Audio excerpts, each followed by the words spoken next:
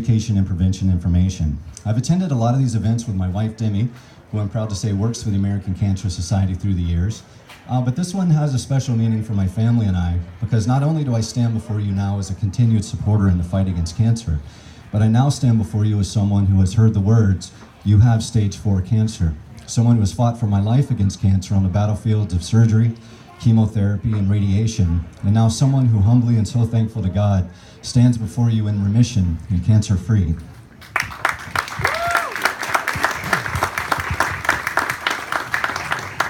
My journey into the cancer world started one morning last July when I was shaving and I noticed a small knot on my lymph node area in my neck. Otherwise, I felt great. I was working out 6 times a week, had no other symptoms at all, so I thought, well, maybe it's just a cyst or I'm fighting off a cold. But because of where it was in my neck, I was concerned enough about it that thankfully I went to the doctor right away. And after just a few weeks of scans and studies and biopsies, I was diagnosed with stage 4 squamous cell cancer of the throat due to HPV, the human papillomavirus. And after the initial feelings of shock and sadness at the fact that I had cancer wore off, I started to think, well, how in the world did this happen? I mean, I never smoked, I tried to live a healthy life, and that's when I started to learn more about HPV.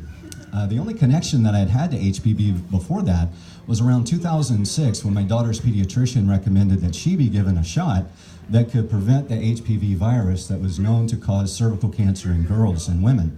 So after deciding to get her that shot, I never heard again about HPV, quite honestly, until the time of my diagnosis.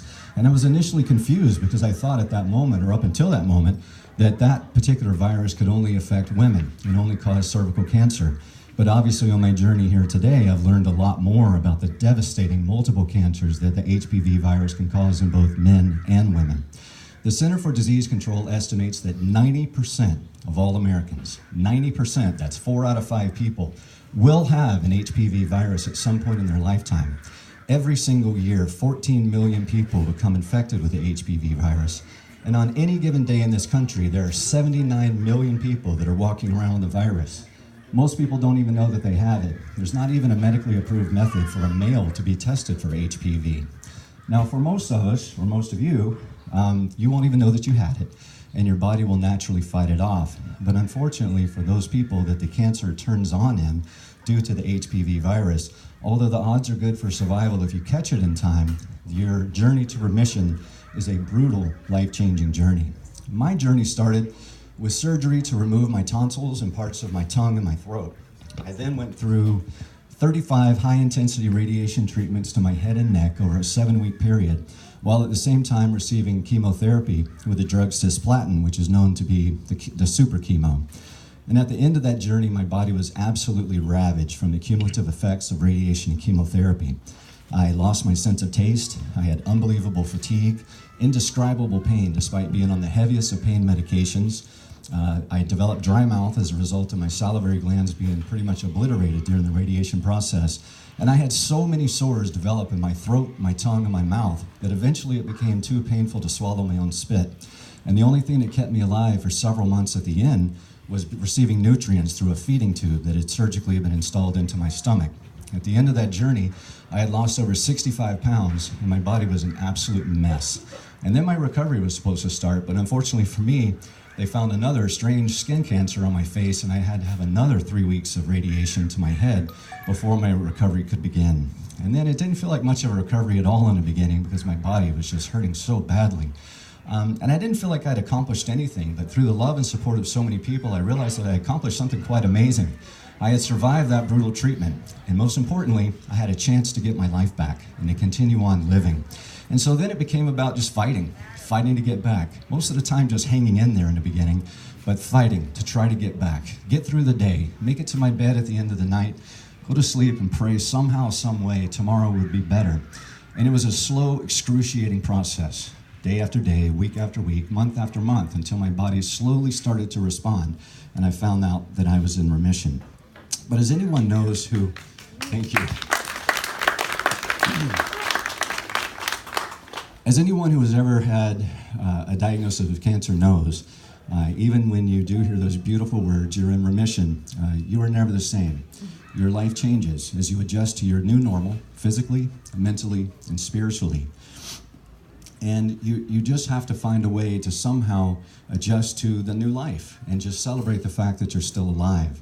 The way that I looked at it is that, it's not about what cancer took away from me that counts, because I still do have several physical side effects that most likely will be with me for the rest of my life. I obviously have the mental scars as a result of going through that journey, but it's not about what cancer took away from me that counts. What matters is what I do with my life with what I have left. I can either try to push that memory down, in which case it's always going to be a bad memory, or I can try to seize control of it and try to turn it into something positive, celebrating the fact that I'm still alive and I'm still able to be with the ones that I love. And I look at it this way: no matter what's going on in your life, if it's cancer or something else terrible that's going on, if all you do is focus on the bad things, the things that you wish you could change, it's kind of like a microscope. The more you zoom in on that, eventually that's going to be the only thing that you see. It's going to be the only thing that you focus on. So I try to pull back, try to have a hot air balloon view, if you will, 35,000 feet, to keep everything in perspective. Because yes, all of us have things that we want to change, but in the bigger picture, we're here, we're alive, and we have so many wonderful blessings to celebrate every single day. So in sharing my story with you, I really hope that it'll just be another reminder that cancer can hit you at any point in your life. You never see it coming. It doesn't care about your age or your station in life, and it doesn't care about whether you've done everything that you want to do. And so try to do everything you can to eliminate the risk factors in your life. Wear sunscreen, go to the doctor, have a healthy, active lifestyle. And please, if you ever notice anything wrong in your body, a little bump like I had, sores in your mouth or in your body that won't go away in 2 weeks, go to the doctor. If you go into the doctor and you have early detection, that decision that you make just might be the one to save your life, as it did mine. Because by the time I went in, even though I had no symptoms except for that little knot, they told me the cancer had been growing in my throat for approximately 2 years, and it had spread to my lymph nodes, and that was the first symptom that I ever had that something was wrong. So if I didn't go in, I probably wouldn't be standing before you here today. The next thing I'd want to do is try to bring awareness to HPV. Here's something, most of us have heard about HPV, but usually it's in connection with cervical cancer in women. So I want to bring awareness to the fact that the odds are, pretty much all of us have had it. You're just very fortunate if you've never had a cancer because your body has killed it off. It is out there. 90% of all Americans will have it. So it's critically important that we focus on the HPV vaccine. You hear people talk all the time about, hey, wouldn't it be beautiful if we had a world without cancer? Wouldn't it be great if we could get rid of cancer? This is the moment. This is the chance. This is the time when we can simply have our children vaccinated. That vaccine is known to prevent 6 specific cancers that are directly tied to the HPV virus. But it's critical to be vaccinated early. The target age is 11 to 12 years old for both boys and girls. Please talk to your pediatricians about that vaccination. They are starting to give it older to teenagers and people in their 20s. However, please realize that once you've been exposed to the HPV virus, the vaccine will not help you. At that point in time, it's just about early detection. And that dose has been given in 270 million occasions in over 70 countries throughout the world, but the vaccination rates are still too low. And that is very, very unfortunate because obviously the HPV virus can cause cancers that can take our beautiful children's lives. And if it doesn't take their life, it can put them through an unbelievable ordeal that will change their life forever. So please help me. Talk to your pediatricians about getting your children vaccinated. Spread the word about your grandchildren, your nieces, nephews, your neighbors. And then finally, the last thing I'd like to do is reach out to my brave brothers and sisters who are fighting that battle right now. Or one day if you find yourself in that situation and you hear the words that you have cancer, there is no sugarcoating a diagnosis of cancer and the incredible brutal journey that you have to go through sometimes to get to remission. But thankfully there are survivors, over 15 million strong in America alone, to provide you with living proof that it is possible to beat cancer and it is possible to find it inside yourself to get through those darkest hours and get your life back. I love that saying in the cancer world that says you never know how strong you are until being strong is the only choice that you have. And I promise you, you will surprise yourself at how strong you can be when you want to live. Slow your journey down. Make it just be about getting through the day. But never ever lose sight of the future when cancer one day will no longer be your story, but will simply be looked upon by you as an event that led to the transformation of you into a better person.